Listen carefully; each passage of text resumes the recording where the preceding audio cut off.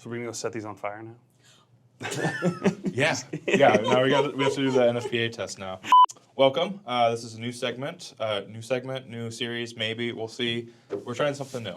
You guys know me. I'm Lucas. I'm here with someone sort of new. Yeah. Dakota. Yeah, I'm Dakota. I run the showroom most of the week. Boot specialist. Yeah. Been here about 9 months. Yeah. If you come into the store at all, we'll probably be helped by Dakota. He's been learning a lot, learning very fast. It's interesting. We work in a very specific niche boot industry. Most of the people who come to work here, they learn about Nick's boots and P&W boots and Handmade boots. And a lot of the people who start working here don't get the primer that customers do with other brands. $200, $300, $100 footwear, work boots, casual boots. So today we're going to do kind of a comparison video. Not of our boots. We're going to take a look at some other brands. And we thought it'd be interesting, Coda, if you took a look at them, seeing as you are becoming very quickly an expert on our boots. We actually have a pair over here. The mock toe Wicked and Craig wedge sole boots, which you have a pair on that's pretty much identical to these. Yeah. The double stuffed sienna. Yeah. How long have you had those? Probably exactly 2 months or so now. Okay. Yeah. Sweet. How are you liking them? I love them. I'm obsessed with the Nick's wedge. I mean, polyurethane is just great. They broke in a lot quicker than I was expecting to. I'm absolutely loving them. It's a beautiful boot. So we brought some boots from some other brands that are similar style. Mock toe, wedge sole. These two boots are very well known in the boot space. For anyone who wears boots or buys boots or is interested in boots, they probably have experience with these two brands. So I thought it'd be interesting to have you take a look at them and just get your thoughts, and then we will break them down. We'll go over the specs, the details. We'll cut into them a little bit. We'll check out the leather thickness, things like that. Cool. And really just kind of decide what we think, what you think, what I think in terms of which one's better, if they're the same, if there is one that's any better than the other. So as a primer, here, let's just get the boots. And It's exciting. So first we've got the Red Wing 10875, the 6-inch mock toe heritage wedge sole. This is a classic. I'm sure you've heard the name Red Wing. A lot of our customers try Red Wings and then decide to get something a little bit better and end up with our boots. And the boot we are pitting it up against is the 814-4200, the Thorogood 6-inch mock toe in tobacco. So as a bit of a kind of setting your expectations, so both of these boots sit around the $250, $280 price range. Okay. So on the Red Wing website right now, the Red Wings are actually $289.99. And the Thorogoods, I think, are a little bit lower. I think they're about $250. Okay. Honestly, that's not what I expected. I really don't have any experience with Red Wings or Thorogood. So growing up in Spokane, I've pretty much only ever been to the main kind of P&W brands here. So this is really interesting. The first thing I'm curious about is just these welts. Being that we do stitch down, I have almost very little experience with other styles of welts. So I'm curious. This one in particular looks very interesting. I'm curious what this material is they put on it. But yeah, so both of these have so the Thorogood is what's called a Goodyear storm welt. Okay, yeah. So you might hear Goodyear welt a lot. So they have actual welts, whereas our boots, stitch down method, we flare the vamp out. This has got a different strip of leather in there. So they, bottom the boot, they fold the leather over, and then they actually stitch this piece to this leather, and then that acts as kind of the foundation that they glue everything onto. There's pros and cons to it.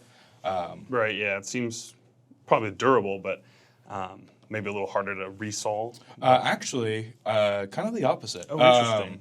So welted constructions actually tend to be a little bit easier to resole because if you bring it to a cobbler who knows what they're doing, they can replace the welt for you. Okay, And so then just- put a new sole on. I see, Whereas, with our stitch down construction, it's part of the vamp. So if that gets destroyed, you have to do a rebuild. But you can get water and debris and things like that in there. The storm welt, apt name, it's actually made to be a little bit more water resistant. You can see how it rides up the side there. Right, yeah. And then the Red Wings have a classic welt construction as well. So it's not a storm welt, but this piece here is a different piece of leather compared to this. Yeah, that's what I was like. Yeah, I was like, this is a slightly different color, and I was interesting. The second thing that kind of stands out is just the difference in shapes between the mock toes, and I'm curious if that's like a byproduct of lasting, or like if or if it's because it's two piece. This one's kind of interesting, where it almost seems like it's a single piece. But Yeah, so the Thorogood mock toe actually is a single piece like ours. They do this kind of splitting in the mock toe. I believe this is intentional to prevent, unintended splitting when they do Okay. it. But this mock toe is very similar to the way we do our mock toe, where they just kind of pinch it together and stitch it. little relief notches. Exactly. Cool. Whereas the Red Wing is actually two pieces of leather stitched together there. You can see that seam there. That can be a problem. If this seam fails, if this thread rips, this can eventually start to kind of pull apart. And it's another potential fail point. So when it comes to these two boots, like the Red Wing, the Red Wing has work and heritage. The Red Wing heritage is, it's just like our brand. We've got our work and heritage. This is definitely meant to be more of like a casual wear. You can use it for work. Lots of people use it for work. But their intention here is to make it, the old way with an all-leather construction. For the most part, they do use a cork filler.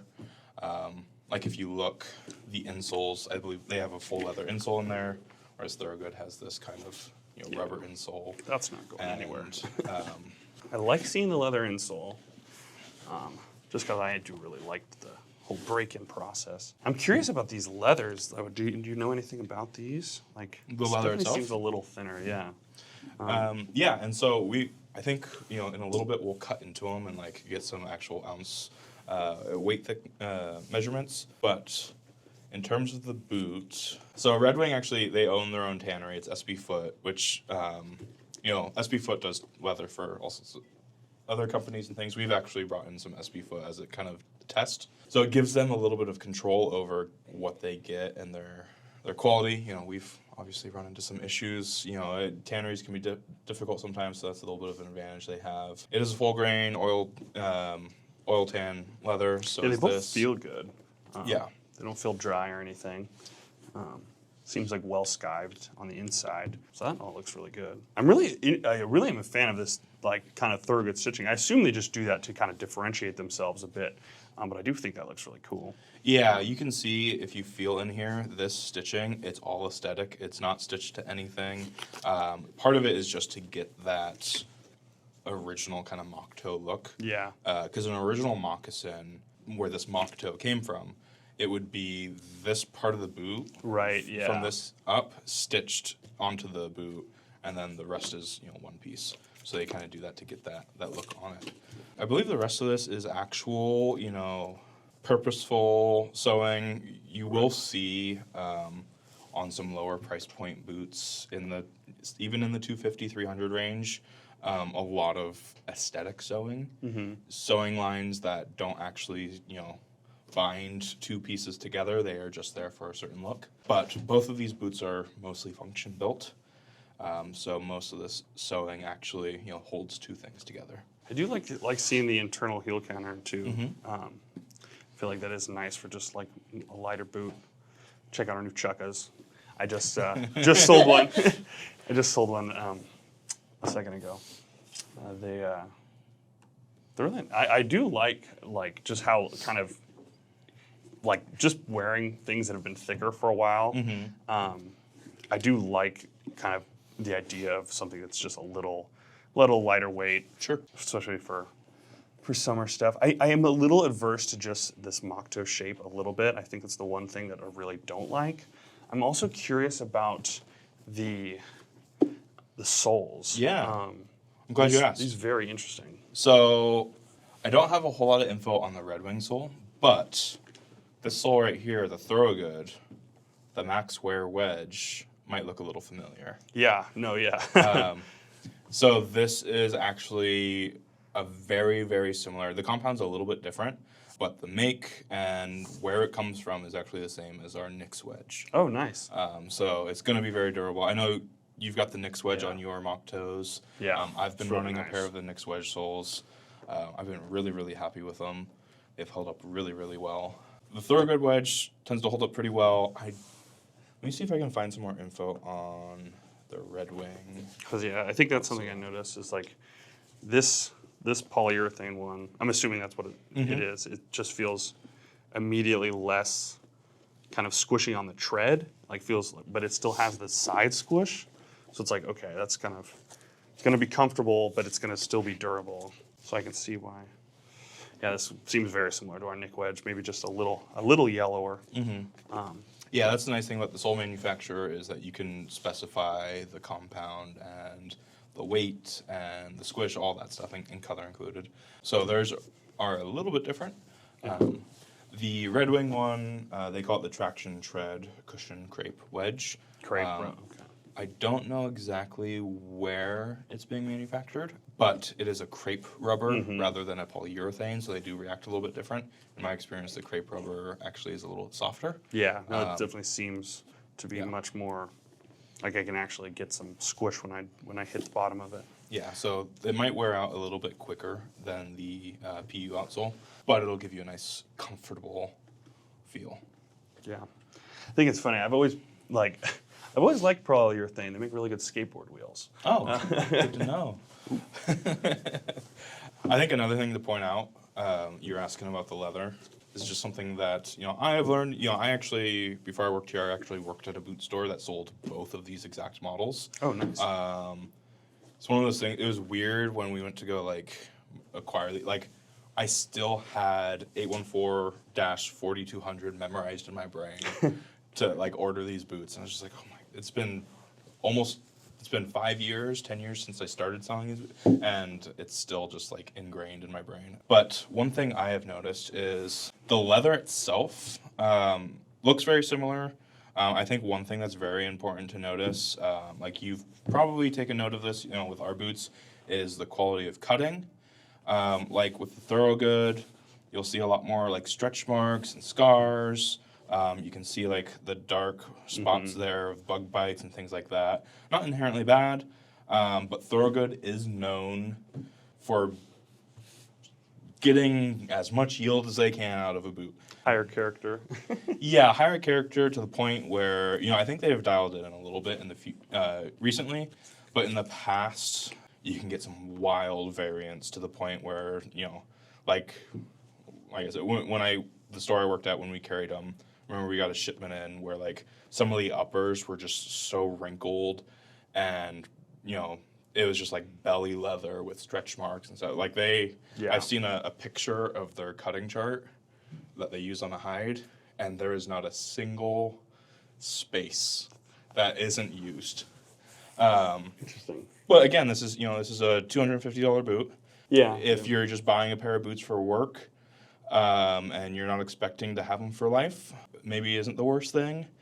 But if you compare that to the Red Wing, this leather, there isn't really a bit of this hide that is,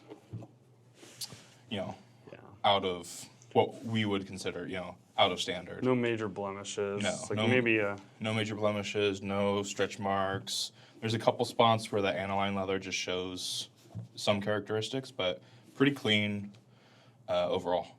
Yeah.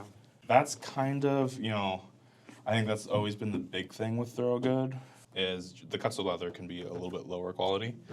But still, budget boot, $250 boot. Still works great. No, yeah. I do like the, this is going to be so random, but I feel like the Thorogood stamp is just a little cleaner. No, Not yeah, that that's a huge feature, but I wonder. That's fair. Yeah. They Probably not super relevant to most people, but. hey, I think there are people that care about that. I wouldn't be surprised if there's someone who got a pair of Red Wings with the stamp kind of faded like this and asked for it to come back. Yeah, it was like we have some people that are like either really want the Nick stamp Yeah.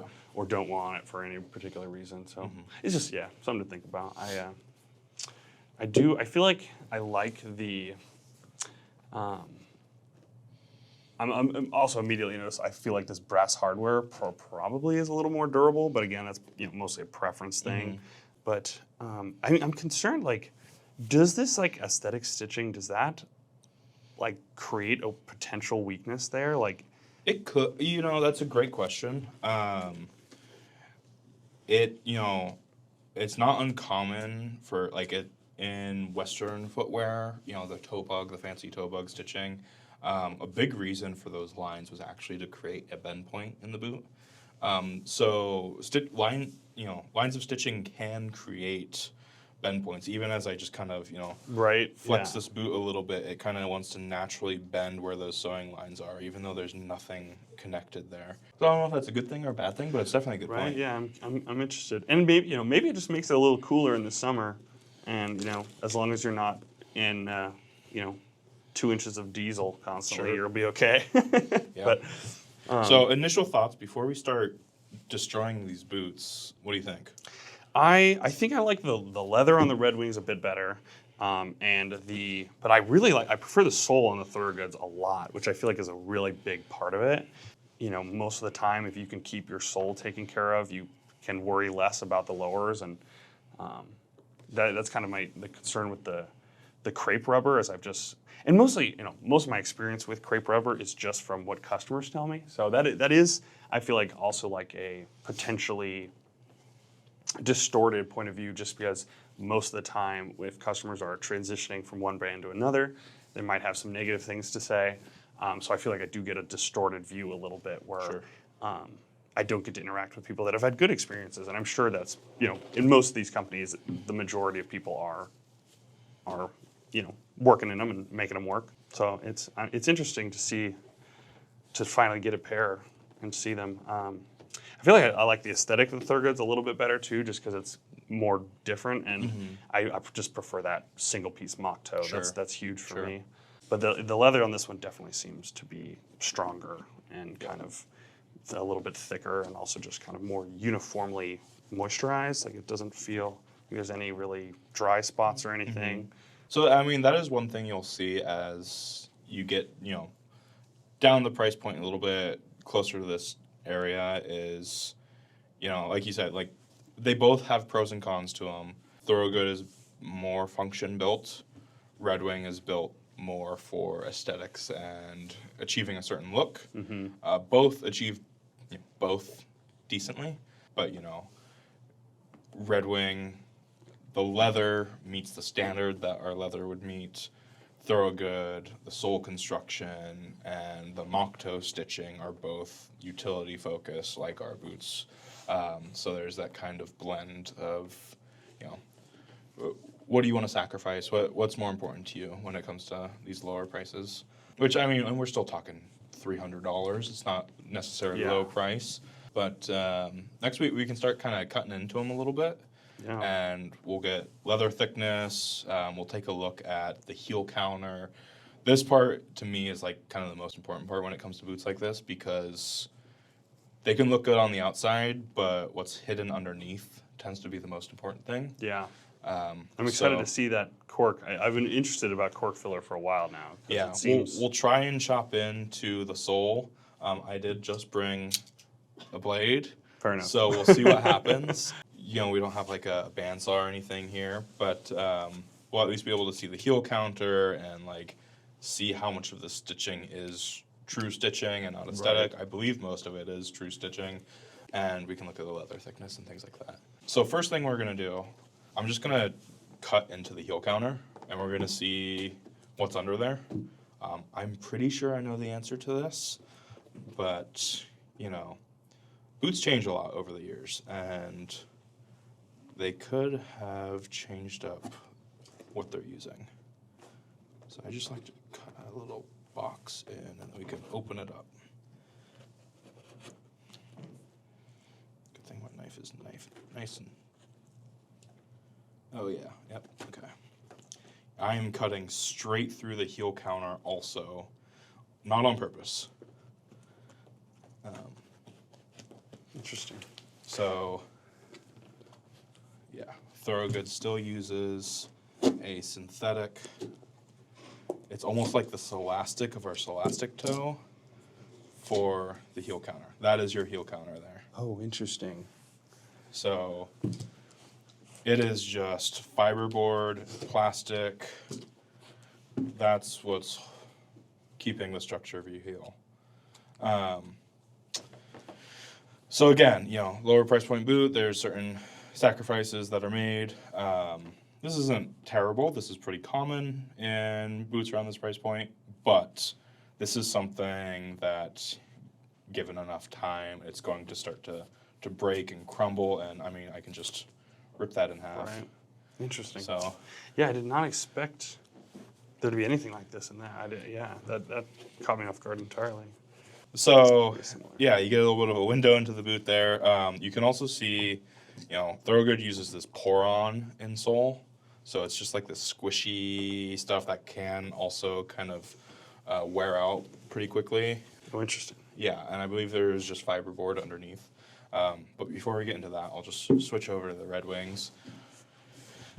It does hurt me a little bit to do this. Yeah, like, no. Even though these aren't... I destroy our boots all the time for prototyping and stuff. Like, I just sawed a pair of boots in half to do a Chukka video. Those were very old boots and we're not selling. But, you know, these are still decent boots. And still... You know, someone could be wearing these, but instead... We're chopping them apart for you, Coda. No, I feel honored. This is okay. Leather. Yeah, no, I like to see that. Seems much thicker overall. Yeah, it's not quite the thickness that I probably would never be able to chop our yeah heel counter like that, but it's still leather. It's decent thickness. I mean, I can see if I can get a.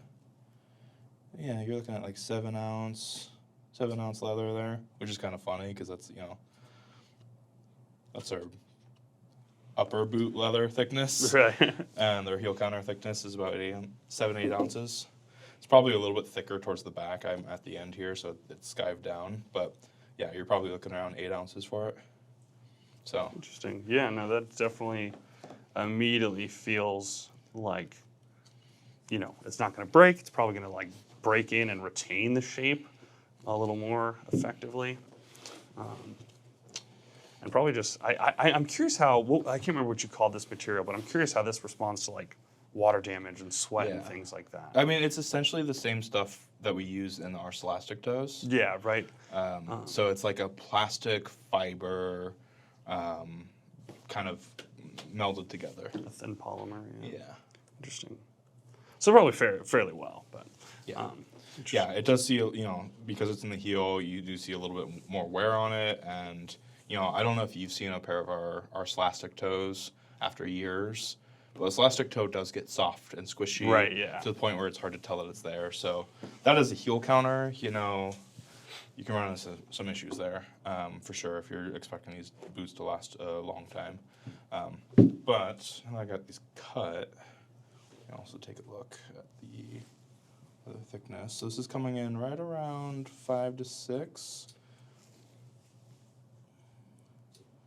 Make sure I got my thing here right. Yeah, right around 6, not bad.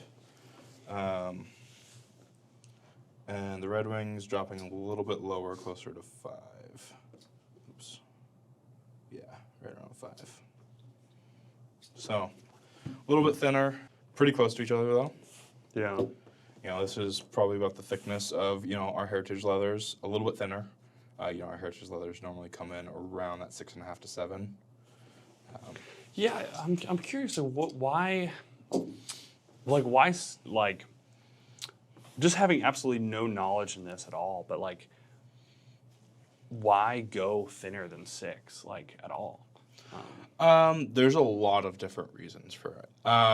So one of the big reasons, when leather is finished, you can split it down to a thinner weight.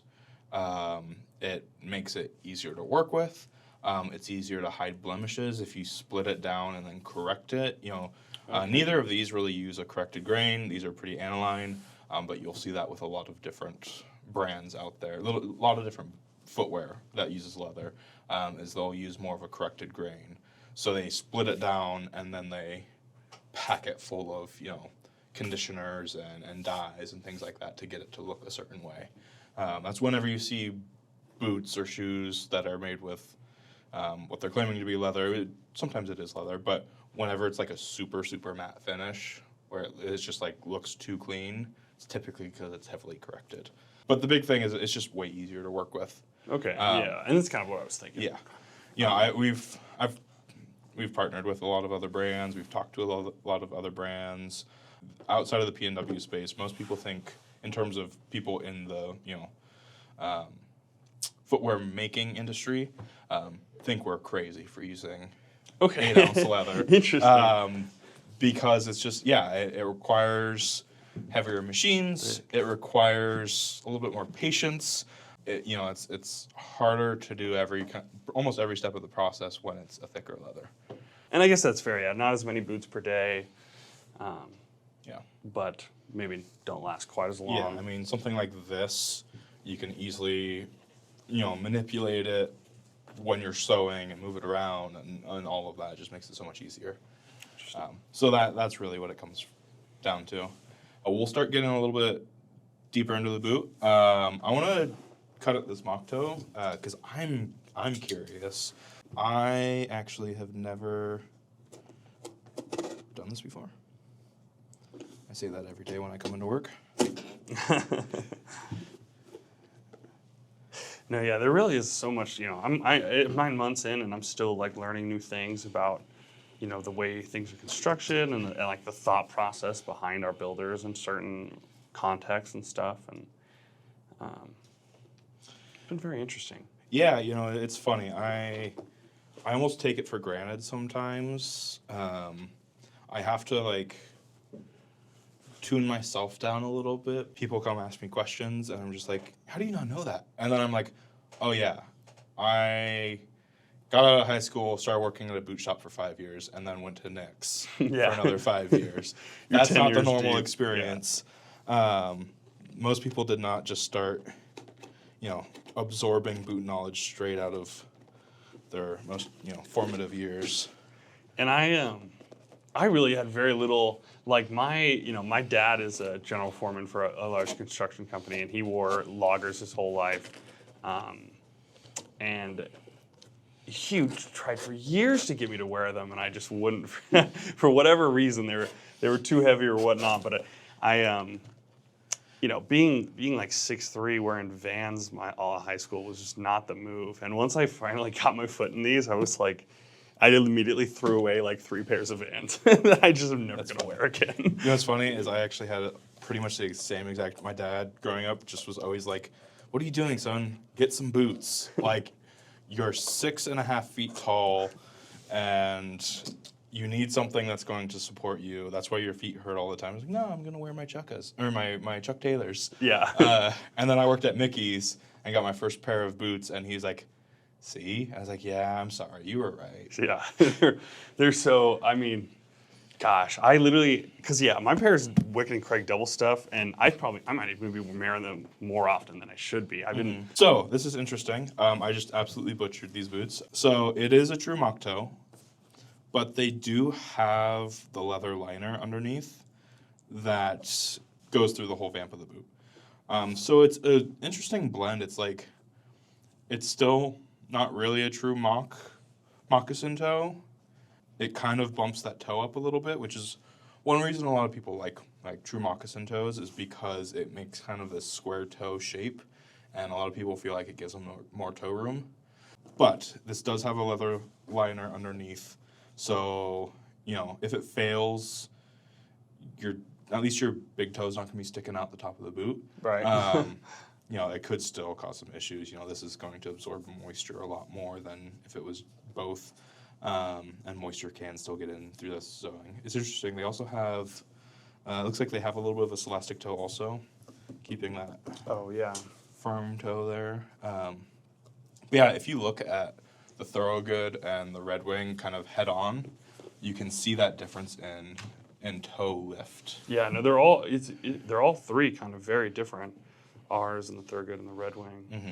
I really, not to be super biased, but I do just love like our smaller mock toe. Sure. Just having some still like side of the vamp to see and get that pull up. Yeah. But Yeah, and I feel like it's always hard to compare our boots because we have like this is the boot. right. You can't say give me a soft toe or anything like that. Thorogood has safety toe options, and they have 8-inch options and some colors. But like with ours, I think this is this elastic toe, but you could do a soft toe, which is going to change the toe profile. You can change the last, which is going to change the toe profile.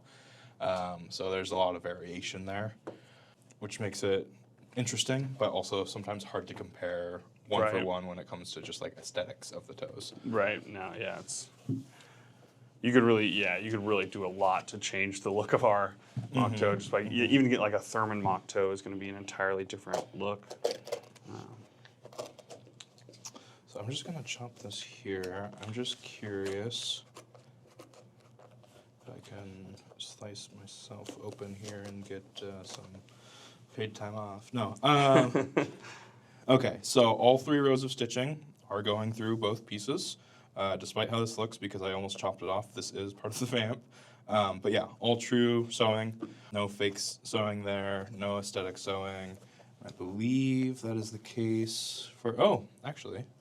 So yeah, so same with the heel counter here. I should probably put that away. Yep, both lines of sewing going through both pieces of leather. So that's always good to see. Yeah.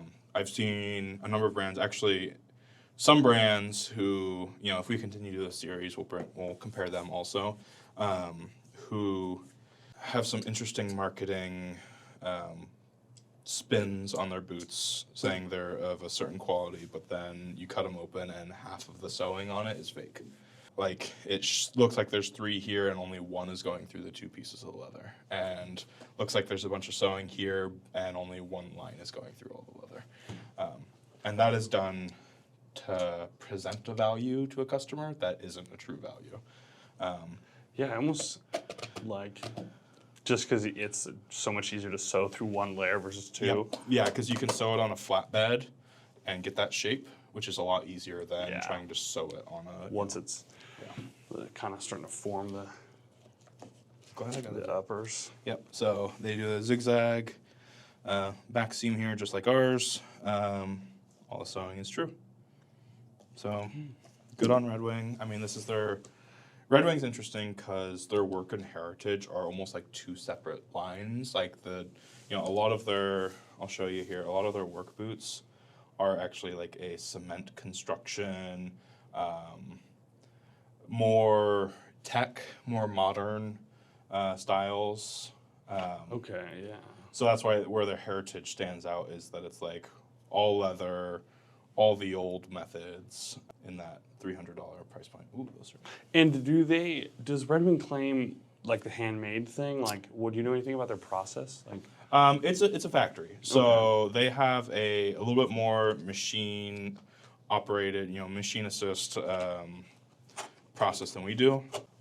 Machine lasting. Yeah, machine lasting and stuff. They have cork filler in there. I've actually never seen their factory in terms of them making a pair of boots. I think they have videos out there. I just haven't looked much. But they don't claim to be, handmade necessarily. And their heritage boots only, makes up a pretty small percentage of their whole line. It was crazy and this was 5 years ago. I'm sure they've expanded even more true sewing there. But when I worked at a store and we sold them, every company would send a product catalog to their retailer, and the Red Wing product catalog, I kid you not, was this thick. They have hundreds and hundreds of products. Like, Wow. we talk about our product catalog being big, but Red Wing's product catalog, I think at one point there was a good 200 or so different boots that they sold. Wow. But they do a decent job of, like, each boot is a specific purpose, and it doesn't get confusing because, you know, they don't blend and, you know, It seems to customization be, stuff. less customization options. Yeah, customization is kind of unheard of outside of the space we work in. Like most boot companies, you go to buy a boot, it's, yep, that's the boot. We might have 3 color options, but that's the boot. They're like pre-made already. Yep. You're just ordering a size. Yeah, you just buy them off off the shelf. the shelf. Yep. Interesting. Which sizing is one thing. You know, I don't know. I'm just completely destroying this boot at this point. I don't know how much has changed in the last 5 years, but I've heard Thorogood used to offer up to a 4E width, which is a double F. Yeah. And Red Wing used to offer up to an H width, which Oh, wow. is a F. So yeah, there's that leather heel counter again. There's the whole top of the boot gone. So they've got the internal heel pocket, all leather, vamp liner like ours. Yeah, all true sewing. Some pretty good sewing there. It's interesting. And then they've got the leather insole. Now let's see if my knife is sharp enough for this. Probably not. It looks like that's probably about. I mean, I really don't know, but like, I'm thinking that's probably around this 6 iron, right? So that's the one thing with like the cork liner is it tends to be a little bit easier to break in. Oops, sorry. Yeah, so here we go. Keep kicking this leg. So that's pretty thick insole. That's probably pretty close to what we're doing. And then you can see that they've got this cork filler underneath. I've seen videos of them kind of like. Yeah, so they heat it up and press it in and then just kind of like let it dry. Because it's just like shaved cork filled with like and glue mixed together. So then they use a hot iron and press it in and then clean it up and let it sit. So cork is interesting. Like you can feel that. It's definitely a lot softer than leather. Oh yeah. Oh, So wow. it provides some, cushion. It's like companies that use cork filler, the whole thing is, they're sticking to the traditional boot making way. They're not using foam and things like that. So cork is a natural material, better than rubber or foam. But cork will still, this is a bunch of pieces of shaved cork put together. So after a while, that is going to break down and it's going to start coming apart. I've done resoles on boots with cork filler where you open it up and the cork is just like, especially like right in this area, it has all started to break down and crumple and Right. flattened out completely.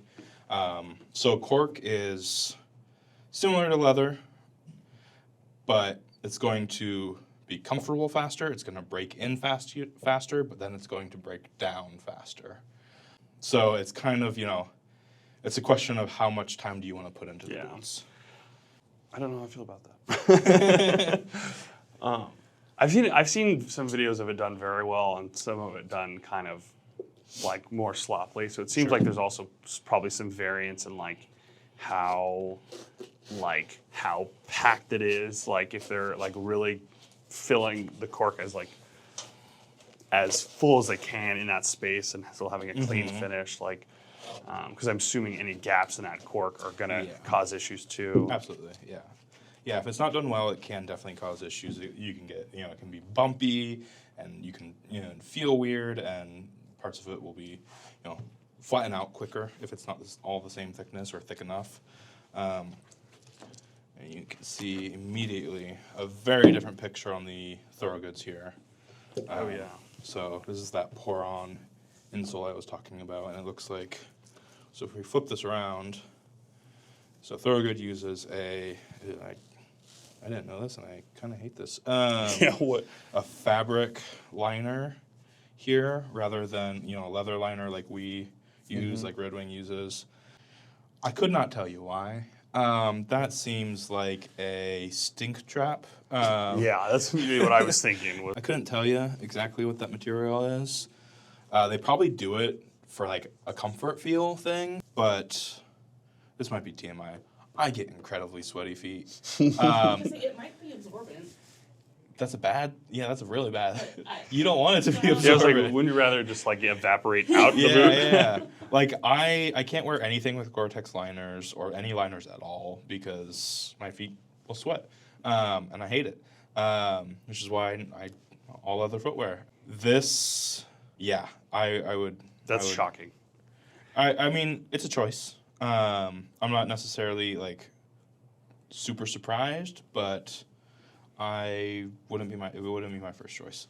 Yeah, no, I did not expect there to be any the Thorogoods have surprised me twice now, because the Thorogoods had the what did you call this stuff? The polymer heel counter, and then now probably some kind of, polymer cotton blend in a liner. We'll just see.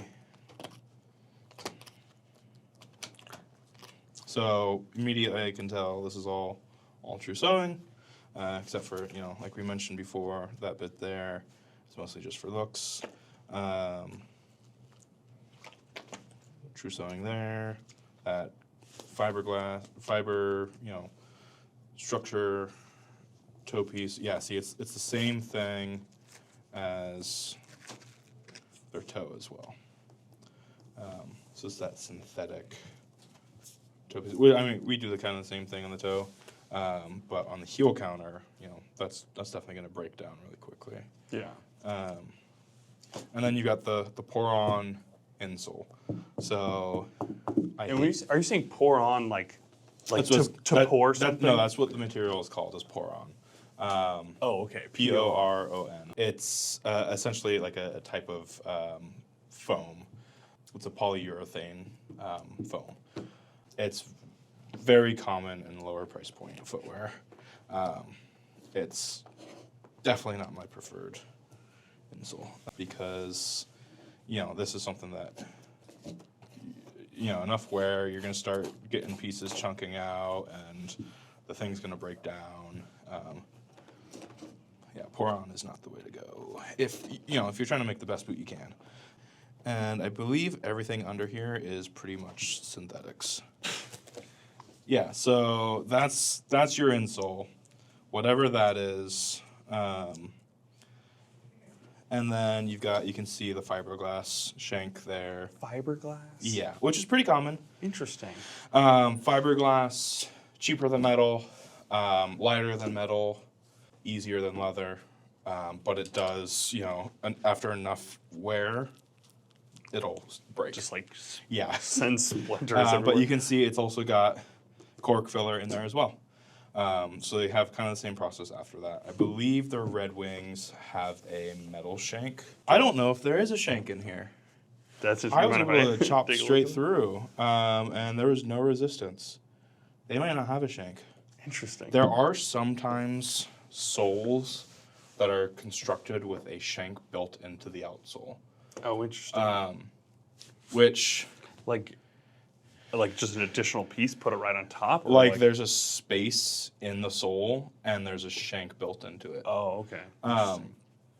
Which, in terms of resoles and repairs, absolute nightmare. I've had that happen before where at the old shop, we got boots for a resole. I think Danner was doing this for a bit. Tear the sole off, realize the shank is part of the sole, and then it's like, well, we have to tear the whole boot apart if we want to make sure the person still has a shank in there, or we just throw a sole back on and be like, yeah, here's your boots, there's no structure left. It seems like there's a lot you can do in the initial building of the boot that can just make it last so much longer. Yes, and so that's part of why, it's a big reason we've wanted to kind of do some of this. We're not trying to be like, these boots, obviously it's a different price point. So we're not Yeah. trying to compare them apples to apples to our boots. But there are a lot of things at this price point that companies do, and sometimes even higher price points that companies do that unfortunately the consumer, like, you're not going to know. You're going to look at the boot on the outside and be like, that looks like a great boot. I'm going to buy that. And then it's going to, break down quicker. It's not going to be as comfortable. Things are going to wear out faster, and you're not going to know exactly why. And unless, you decide to do this to your boots. Yeah. No, yeah. Seems I will say, Red Wing, this heavy insole, like, the shank's probably not the most necessary thing in this boot. I'm not gonna. I probably wouldn't, mark them down too much for not having a shank. But most people expect there to be a shank in there. Yeah. I mean, I guess, yeah, if they are trying to make this like their like low arch, Yeah. I guess, but it, So, I think we've pretty much destroyed these to the best of our ability. that's interesting. There's a crepe rubber slip. Mm-hmm. That's interesting. Yeah, there's a thin piece there to create a base. So then, if you peel the sole off, you still have something to glue to. Right. That way, you're not. Because otherwise, if you peeled the sole off, you'd probably have to replace the welt every single time. Right. Yeah. So it gives some ability there, just like our slip soles. Right. That's what I was thinking. I was like, I was looking for the rubber slip, and I didn't realize that they just have it in the exact same crepe rubber, which is a little unexpected. I figured the slip would not be crepe, but Now that we have cut them down to sandals, platforms, just curious, kind of last thoughts here between the two boots. I mean, If you had to go out and buy a pair, what would you think? so, like, kind of like you're talking about before, like heritage and function. Like, I'm a little concerned about the pour-on and the other kind of the heel counter in these, but I do really like the wedge a little bit more. So I feel like if you're in a pinch and you're gonna walk 10 miles on a factory the next day, I'd probably go with that one. But it seems like overall, like I feel like the leather quality on this one is better, and I feel like this would probably make a kind of a more attractive boot in the long run. But I do really also like a lot of points for the true mock toe, and I don't don't know how relevant that's going to be, but just for looks, not having that split over time will be really nice. Yeah. It's kind of hard. I feel like there's a lot of pros and cons.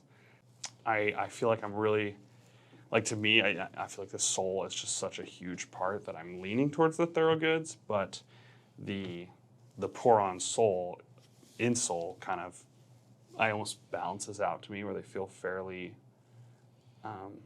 equal, to be honest. Yeah. So I mean, It's tough. I think on pure aesthetics, I kind of like the Thorogood more just for like the shape of the mock toe Sure. and the sewing. But I figure the leather isn't going to look as good in the long run. But I don't know. Yeah. yeah, and so I mean that's what's interesting when you get to this price point is you have to make those decisions. You have to make those. Yeah. Which thing is more important to me? Am I okay with sacrificing, some durability for maybe some comfort, or vice versa, or aesthetics for durability? And then, when you jump to, our boots, you've got that full leather insole, you've got the leather shank, you've got the more durable mock toe, you've got the more durable sole, and you've got options, right? You can, if you want a more corrected grain leather or more correct, matte finish, I guess. We've got like the CXL stuff, or you can go with something a little bit more aniline, like the 64 Brown, which is probably pretty akin to these, or you can go straight to the Wicked and Craig. So there's This one has some really nice fat lines that look really good. I like seeing this one feels much more natural. okay. And So you're saying you probably pick the Red Wing? I would say just for if I'm looking for a handmade boot that I'm gonna oil and condition and make look good and want to keep it for a while, I probably would. But if I was like, gonna last minute go on to an oil rig for the next 28 days, I probably want this one. Yeah. I mean, that's the Thorogood is going, because it's pour-on, because it's synthetic, it's going to be more comfortable right out of the box. Yeah. Right. Where, if there was a sliding scale of like, comfortable to durable, because, when it comes to the insole construction, that is kind of what you typically run into is comfortable right out of the box typically means it's going to wear out faster. Yeah. More durable means it's probably going to take some time to break in. And Thorogood is probably on the, closer to the comfortable but wears out faster. Yeah. Red Wing's probably somewhere in the middle, and then we're on the other end of this is going to be a durable boot. This is going to be something that can last you years and years and years, decades even if you're wearing them in heavy work conditions. Yeah. I mean, yeah, if this one had a leather insole, like I feel like it would take the cake for sure. Yeah. Yeah, and that fabric liner, I just don't know what. Yeah, that's train of interesting thought is too. there, but- I feel like there's just so many factors that I feel like I keep flip flopping. Like I'm like, I don't know. But yeah, and I think that's kind of the point, is Like you the- have to, yeah, I want to keep my nicks. yeah, and that's the right answer. But that's kind of why I wanted to start digging into this, like quite literally digging into these, because it isn't as simple as like Red Wing's better, Thorogood's better when it comes to these lower price point boots. There are pros and cons, and then when you get up in price point in U.S. made manufacturing, USA made, USA sourced, then you can start to like, rather than being like this is higher than this or this is higher than this, you can start to kind of bump all of those thresholds up. Yeah, it's interesting to say like also like what's your top priority? Like Exactly. is the sole or that insole gonna be more relevant in the boot when you have to end up eventually retire the boot? Like will the sole probably wear out on the crepe rubber before the leather insoles ever needs to be replaced or anything like that? Like before the boot needs to rebuild, the sole's gone? Or if that pour-on sole will break down so quickly that it doesn't even matter that the Thorogood has polyurethane because you're going to have to get it rebuilt completely anyways. Yep. So it's probably a little bit easier to re-sole than it is to fully rebuild something. So Absolutely. But yeah, I hope this helps you. Yeah, no, it's when been people fun. talk about Thorogoods and Red Wings, and they come in the store saying, "Hey, I hear it all the time." Sure, you hear it all the time. Like I have Red Wings, and I want to upgrade, or I have Thorogoods, I want to upgrade, and now you can kind of understand where they're coming from. No, yeah, it's definitely interesting. I having such a closed mindset to it, like I didn't know how popular and important, like really truly important nicks and like whites were before I started working here and kind of got into everything. So it was interesting kind of like taking that as like the standard. Like I didn't realize that like Spokane was such this logging capital. And seeing things that are different is very, there really is more ways to do this than I expected. Yeah. And it's, I'm very curious, like, I'd love to know, like, the kind of margins and things on these, and, like, why they make the decisions they do. Oh, sure. Yeah, I mean, when it comes to stuff like this, that's really what it is. A lot of the stuff is a margin play. It's, we could do leather instead of pour-on, but pour-on costs us a penny, and that means we're going to make $2 more on the boots. And when you're selling, the volume that Thorogood is selling or Red Wing is selling, those dollars and cents add up. And so Right. that's why they ultimately decide to do something that, in the long run, isn't better for the consumer, but it's a little bit better for the margins. Right.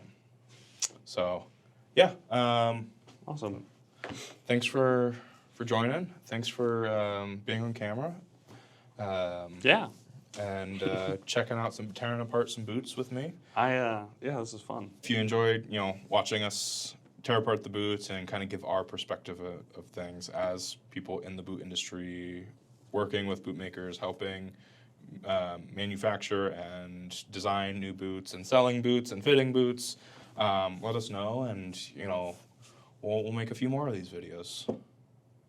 So we're gonna go set these on fire now. Yeah. Now we have to do the NFPA test now. Cool. Thank you so much, and we'll catch you next time.